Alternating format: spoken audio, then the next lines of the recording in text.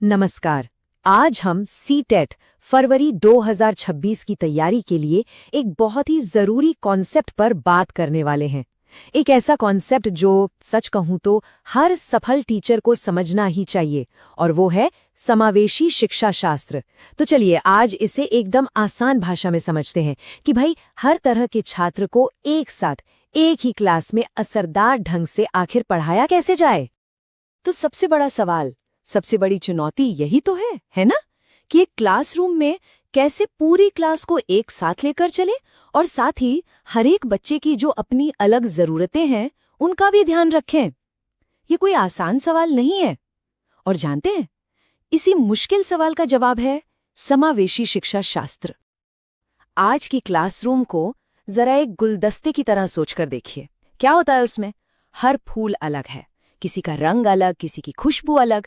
ठीक वैसे ही हमारी क्लास का हर बच्चा अपनी एक अनोखी कहानी, अपनी एक अलग काबिलियत लेकर आता है।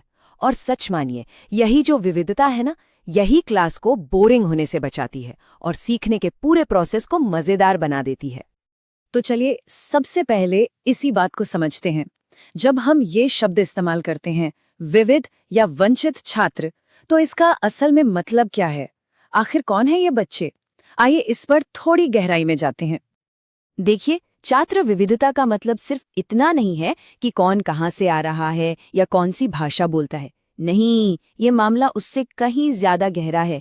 इसका मतलब है हर बच्चे की अपनी सोच, उसके अपने अनुभव और हाँ, उसके सीखने की अपनी रफ्तार, इन सब का एक संगम।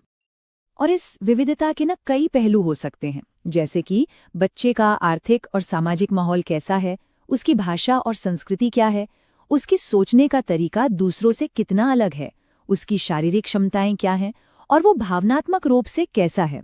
ये सारी की सारी बातें मिलकर एक छात्र को यूनिक बनाती हैं। अच्छा, और जब हम वंचित छात्रों की बात करते हैं तो एक बात साफ कर लेना बहुत जरूरी है। ये कोई लेबल नहीं है जो हम बच्चे की काबिलियत पर लगा रहे हैं। बिल्कुल नहीं। ये शब्द सिर्फ उन मुश्किलों को दिखाता है, चाहे वो सामाजिक हों, आर्थिक हों या माहौल की वजह से हों, जो उसे सीखने के बराबर मौके मिलने से रोकती हैं। तो सवाल उठता है कि इन सब चुनौतियों का हल क्या है? यहीं पर सीन में आता है समावेशी शिक्षा शास्त्र। ये बस एक शब्द नहीं है, ये वो सोच है, वो तरीका है जो हर एक बच्चे तक पहुंचने में हमारी मदद करता है। जरा इस लाइन पर गौर कीजिए। समावेशन का मतलब बच्चों को मौजूदा सिस्टम में फिट करने की कोशिश करना नहीं है, बल्कि सिस्टम को ही इतना लचीला बनाना है कि वो हर बच्चे के लिए काम करे। कितनी गहरी बात है ना? मतलब हमें बच्चों को सिस्टम में फिट करने की कोशिश नहीं करनी, बल्कि सिस्टम को ही इतना फ्लेक्सिबल बनाना है कि वो हर बच्चे के लिए काम करे। ये सोच में एक बहुत बड़ा, एक क्रांतिकारी बदलाव है। तो असल में ये समावेशी शिक्षा शास्त्र है क्या? देखिए, ये पढ़ाने का एक ऐसा तरीका है जहां हम पहले से ही, मतलब बिल्कुल शुरुआत से ही, अपने पढ़ाने के तरीके और सिलेबस को ऐसा डिजाइन करते हैं जो हर तरह के छात्र के लिए काम करे। ऐसा नहीं कि पहले कुछ बना लिया और बाद में जरूरत पड़ने पर उसमें फेरबदल कर रहे हैं। नहीं, सब कुछ शुरू से ही सबके लिए सोचा जाता है। अच्छा, इस फर्क को और अच्छे से समझने के लिए जरा इस कंपैरिजन को देखिए। जो पुराना पारंपरिक मॉडल था, उसका फोकस था सामान्य पर, लेकिन समावेशी मॉडल का फोकस है सभी पर। पारंपरिक मॉडल टीचर सेंटर्ड था, समावेशी मॉडल स्टूडेंट सेंटर्ड है।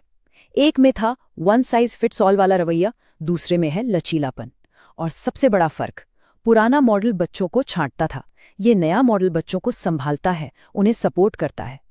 ठीक है, तो अब तक हमने क्या और कैसे की बात कर ली, लेकिन अब आते हैं सबसे जरूरी सवाल पर। क्यों? हमें ये सब करना क्यों है? आखिर इस तरीके से पढ़ाने का एक बच्चे के पूरे विकास पर क्या असर पड़ता है?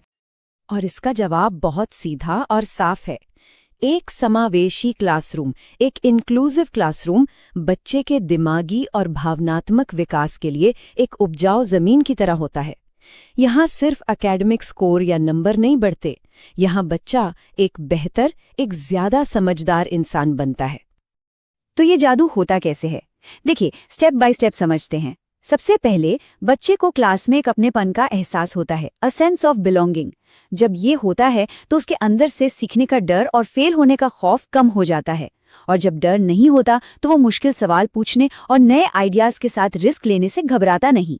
और इसी माहौल में वो दूसरों के साथ मिलकर काम करना, उनकी मदद करना, ये सारी ज़रूरी स्किल्स भी सीख जाता है। और ये सिर्फ कहने की बातें नहीं हैं, हमारे पास इसके आंकड़े भी हैं। अगर हम दोनों तरह के माहौल की तुलना करें तो साफ दिखता है, समावेशी माहौल में स्टूडेंट एंगेजमेंट कहीं ज्यादा होता है, एकेडमिक ग्रोथ यानी पढ़ाई में तरक्की भी ज्यादा होती है, और बच्चों का आपस में मिलकर काम करना यानी पीयर कोलैबोरेशन वो भी कहीं बेहतर होता है। तो नतीजे बिल्कुल साफ हैं।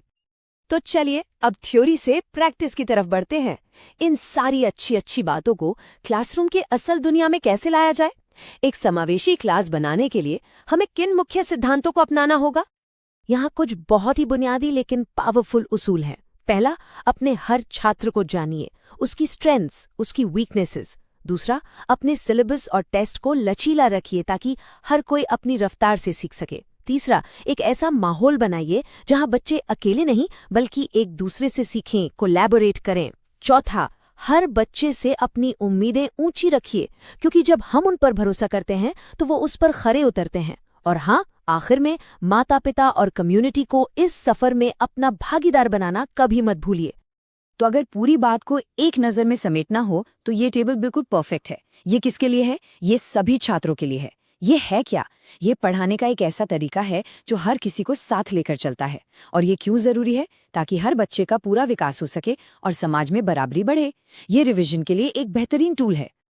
तो आज की चर्चा से सबसे अहम बात जो हमें याद रखनी है वो ये है कि समावेशी शिक्षा कोई ऐड ऑन या कोई एक्स्ट्रा काम नहीं है, बिल्कुल नहीं। यही एक बेहतरीन टीचिंग की, एक अच्छी शिक्षा की बुनियाद है। इसके बिना सच कहूँ तो अच्छी शिक्षा अधूरी है। और हाँ, ये बात याद रखिएगा, सीटेट फरवरी 2026 परीक्षा के लिहाज से ये एक बेहद बेहद ज़रूरी कॉन्सेप्ट है। अगर इन सिद्धांतों की समझ बन गई तो यकीन मानिए परीक्षा में इससे जुड़े कई सवालों का जवाब बहुत आसानी से दिया जा सकेगा। और आखिर में एक सवाल सबके लिए, एक ऐसा सवाल जिस पर सोचना बहुत ज़रूरी है। आज हमारे स्कूलों में सच्ची समावेशिता की राह में सबसे बड़ी रुकावट क्या है? हमारी सोच, सिस्टम या कुछ और? इस पर ज़रूर सोचेगा। नमस्कार।